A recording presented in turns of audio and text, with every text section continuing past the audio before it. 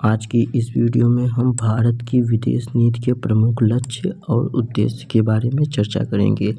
भारत की विदेश नीति का प्रमुख लक्ष्य अथवा उद्देश्य राष्ट्रीय हितों की पूर्ति व विकास करना, मतलब कि राष्ट्र के हित के लिए जो भी उपयोगी होगा उसको पूरा करना और उसका विकास करना भारतीय विदेश नीति का प्रमुख लक्ष्य है।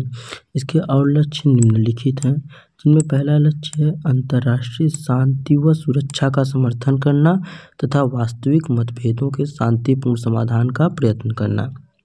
इसका मतलब पूरे विश्व में शांति और सुरक्षा को बनाए रखने के लिए जो भी कदम उठाए जाएंगे उसका भारत समर्थन करेगा।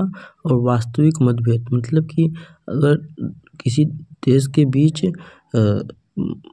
कोई मतभेद होता है तो उसको बिना युद्ध के बातचीत के माध्यम से समाधान प्राप्त करने के लिए भारत भी प्रयत्न करेगा।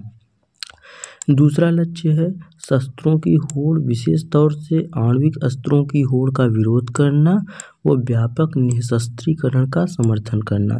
इसका मतलब है कि आजकल सभी देश अणु परमाणु बम की खोज में लगे हुए हैं, तो भारत इसका विरोध करेगा। और व्यापक निःशस्त्रीकरण, इसका मतलब शस्त्रों का प्रयोग न करने के लिए भारत समर्थन करेगा।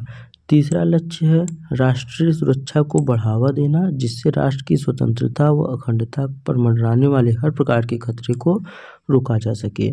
इसका मतलब यह है कि देश अपने स्वयं के राष्ट्र की सुरक्षा को बढ़ावा देगा और अधिक प्रयास करेगा, जिससे राष्ट्र की स्वतंत्रता व अखंडता पर मंडराने वाला, मतलब कि कोई भी देश उस देश पर आक्रमण न कर सके जिससे उसकी स्वतंत्रता और अखंडता का नुकसान हो, इसके लिए भारत प्रयास करेगा। चौथा है विश्वव्यापी तनाव दूर करके पारस्परिक समझौते को बढ़ावा देना तथा संघर्ष नीति व सैन्य गुटबाजी का विरोध करना। इसका मतलब है विश्व में जो तनाव व्याप्त है, जो देशों के बीच लड़ाई झगड़े हैं, उसे बातचीत के माध्यम से, समझौतों के माध्यम से बढ़ावा देने के लिए भारत प्रयास करेगा। और सैन्य गुटबाजी मतलब कि युद्धों के लिए जो सैनिकों की गुटबाजी होती है, भारत उसका विरोध करेगा। पांचवा पॉइंट है साम्राज्यवाद, उपनिवेशवाद, नस्लवाद, पृथकतावाद व सैन्यवाद का विरोध करना। मतलब भारत साम्राज्यवाद का मतलब ये होता है कि यदि कोई शक्तिशाली राष्ट्र किसी दूसरे राष्ट्र की स्वतंत्रता और अखंडता पर आक्रमण करता है, मतलब कि उस राज्य पर आक्रमण कर लेता है, जैसे भारत स्वयं उपनिवेशवाद का शिकार हुआ था, तो भारत इन सब का विरोध करेगा। छठा पॉइंट है शांति, सह-अस्तित्व तथा पंचशील के आदर्शों को बढ़ावा देना। शांति मतलब कि भारत राष्ट्रों के बीच शांति, सह-अस्तित्व का मतलब ये होता है कि किसी भी राष्ट्र के साथ मैत्रीपूर्ण संबंधों को बनाए रखना, भारत इसको बढ़ावा देगा।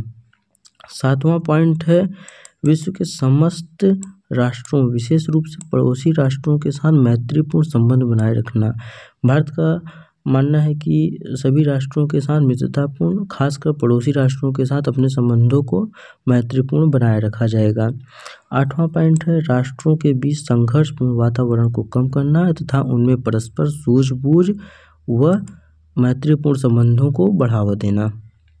मतलब कि इस राष्ट्र में वर्तमान समय में सभी राष्ट्रों के बीच एक लड़ाई झगड़े का माहौल हमेशा बना रहता है, तो भारत इसका विरोध करेगा और प्रयास करेगा कि मित्रतापूर्वक संबंध बने रहें सभी देशों के बीच। तो हम उम्मीद करते हैं कि आपको यह टॉपिक समझ में आया होगा। आप अगर ऐसे और टॉपिक देखना चाहते हैं तो आप चैनल विजिट कर सकते हैं। और यदि आपको कोई समस्या है या कोई चीज़ न समझ में आई हो तो आप कमेंट में पूछ सकते हैं। धन्यवाद।